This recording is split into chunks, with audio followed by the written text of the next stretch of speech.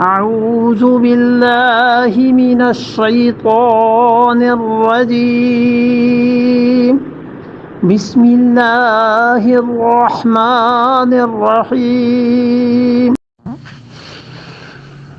قل هل تربصون بنا إلا إحدى الحسنين ونحن نتربص بكم أن يصيبكم الله بعذاب من عندي أو بأيدينا فتربصوا إن معكم متربصون.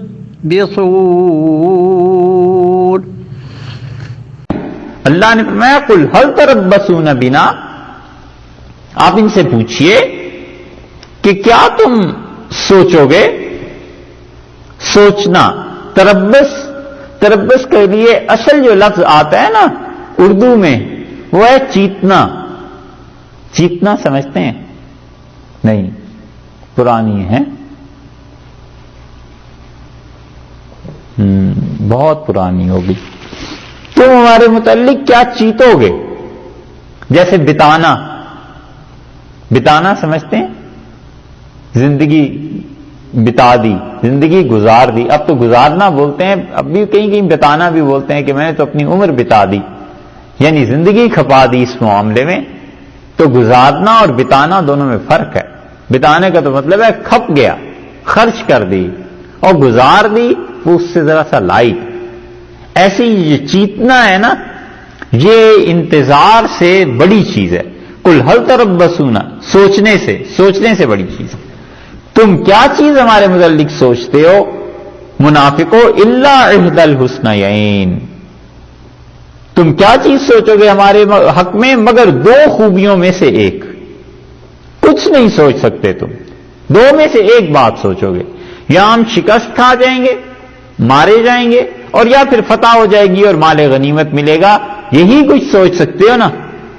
دونوں میں سے ایک چیز تو آنی ہے. الا احدى الحسنیین، اگر فتح آ گئی تو وہ اللہ کا انعام ہے، شہادت مل گئی وہ بھی اللہ کا انعام ہے.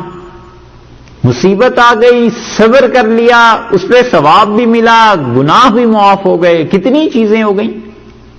یہ مصائب اور تکالیف کو اللہ کی پناہ مانگتے رہنا چاہیے. انسان بڑا کمزور ہے، لیکن کبھی آ ہی جائے تو آدمی اللہ پہ بھروسہ رکھے کہ ممکن ہے اس میں بھی کتنی چیزیں میرے لیے ہی اچھائی. رسول اللہ صلی اللہ علیہ وسلم نے فرمایا کبھی کبھی انسان سے ایسا گناہ سرزد ہو جاتا ہے کہ اس کا کوئی کفارہ نہیں ہوتا سوائے اس کے کہ اللہ اسے رزق کی تنگی میں ڈال دے. یہ بھی کبھی ہو جاتا ہے. ضروری نہیں ہے کہ ہر آدمی جو رزق کی تنگی میں ہو جائے وہ ایسا ہی ہے، مگر کبھی کبھی یہ بھی ہو جاتا ہے. آدمی ان چیزوں کی طرف بھی تو دھیان رکھے. تو مصیبت ہمیں پہنچے، تکلیف پہنچے، وہ بھی ایک اچھی چیز کہ گناہ معاف ہو گئے، اللہ کے ہاں درجات میں ترقی ہو گئی.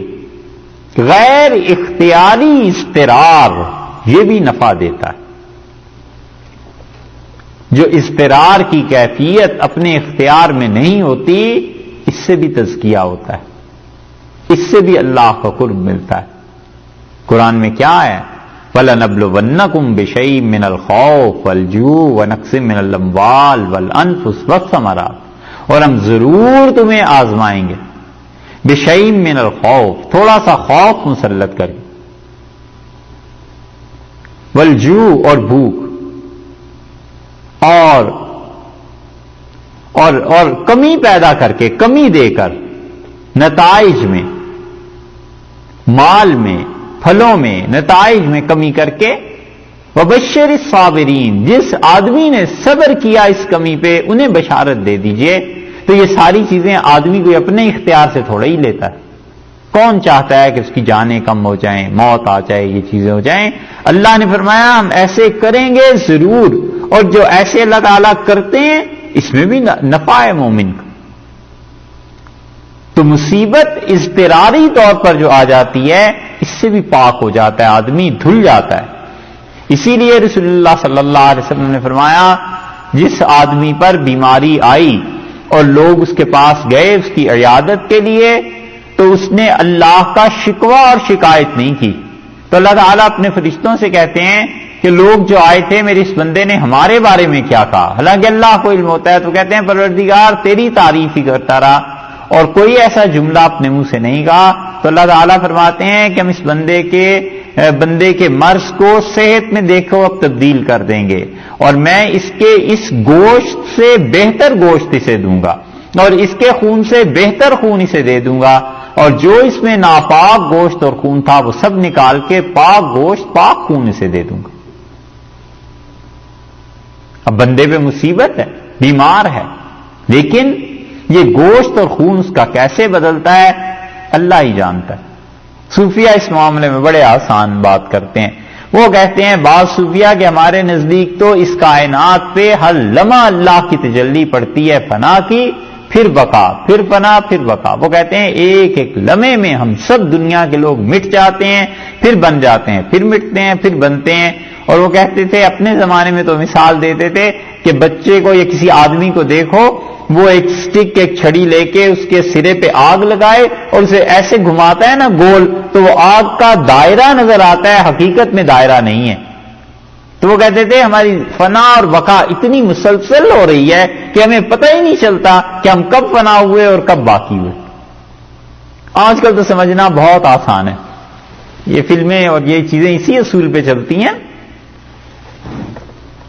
تو وہ ان کے لیے تو بڑا آسان ہے. وہ کہتے ہیں جب بیمار ہوتا ہے پھر جب ٹھیک ہوتا ہے تو وہ پاک گوشت پاک خون وہ دوسری چیز ہو جاتی ہے. اللہ کی جو بقا کی تجلی اس پہ پڑتی ہے تو بالکل سارا جسم ہی اس کا تبدیل کر دیتے ہیں، اسے پتہ ہی نہیں چلتا. کچھ بھی ہو، یہ تو صوفیہ کی توجیہ ہے. اصل بات اتنی سی ہے کہ انسان پر اضطرار کی کیفیت بھی پاکیزگی کو پیدا کر دیتی ہے. اللہ نے کہا ہے منافقوں سے پوچھو کہ بھی تم کس خوشی میں، اللہ احد الحسنین، ہمیں تو دو میں سے ایک نیکی ملنی ہی ملنی ہے. وَنَحْنُ نَتَرَبَّصُ بِكُمْ، اور ہم تمہارے متعلق جو سوچتے ہیں، ہم تمہارے متعلق جو امیدوار ہیں، اِن يُصِيبَكُمْ، کہ تمہیں پڑے گی، اِن يُصِيبَكُمُ اللَّهُ بِعَذَابٍ، کہ اللہ تعالیٰ عذاب دے گا، من عندہ، اپنے پاس سے ایک چیز، اور اگر خدا عذاب نہیں دے گا او بِأَيْدِينَا، تو ہمارے ہاتھوں سے عذاب دلوا دے گا. دو چیز، تم دو چیزوں کا ہمارے متعلق سوچ لو، ہم بھی دو چیزوں کا سوچ لیتے ہیں. ہمیں پتہ ہے کہ منافق کو یا تو اللہ عذاب دے گا اور یا ہمارے ہاتھوں سے عذاب دلوا دے گا. گویا خدا کا عذاب دو طرح سے بتا دیا کہ ایک تو اللہ کا عذاب آیا بلا واسطہ، اور ایک اللہ تعالی کا عذاب آیا بالواسطہ. بلا واسطہ تو یہ کہ خدا ان منافقین کی براہ راست گرفت کر لے، موت طاری کر دے، عذاب بھیج دے. اور بالواسطہ یہ کہ اللہ تعالیٰ مسلمانوں کو مسلط کر دے کہ ان کافروں کو، ان منافقوں کو مارو. تو دونوں طرح کے عذاب کا ذکر فرما دیا کہ اللہ اگر چاہے گا تو بالواسطہ بھی دے سکتا ہے، بلا واسطہ بھی دے سکتا ہے. تم پر تو بہرحال عذاب ہی آنا ہے نا، تو تم دونوں طرح سے مارے گئے. ہمارے ہاتھ سے مارے گئے تو مرتد کافر، ختم ہوئی بات. اللہ کا عذاب آ گیا تو خدا کی ناراضگی تم نے مول لے لی. فتربصوا، تو تم ایسے کرو، پھر انتظار کرو، منتظر رہو. انا معاکم متربصون، اور ہم بھی تمہارے ساتھ منتظر ہیں، ہم بھی انتظار کرتے ہیں کہ دیکھتے ہیں اب پلڑا کس طرف کو جھکتا ہے. ہمارے لیے تو دونوں طرح سے خیر ہے اور تمہارے لیے دونوں طرح سے شر ہے اور مار ہے. اب جو بھی ہو جائے انتظار کرو، تم بھی اور ہم بھی. اور مسلمانوں کا پلڑا اللہ نے بھاری رکھا. صحابہ کرام رضی اللہ عنہم تبوک گئے، اللہ نے ان کی عزت بھی رکھی. ہرقل نے پیغام بھی بھجوایا، پھر واپس بھی چلا گیا اور لڑائی کی نوبت نہیں آئی. مگر ہرقل اور ان لوگوں کو بھی اندازہ ہو گیا کہ یہ قوم ابھی جاگ رہی ہے، سوئے ہوئے نہیں ہے، اور ہم لوگ جو روب ڈالنے کے لیے یہاں آئے تھے وہ روب ان لوگوں پر پڑا نہیں، ہمارے مقابلے کے لیے آگے.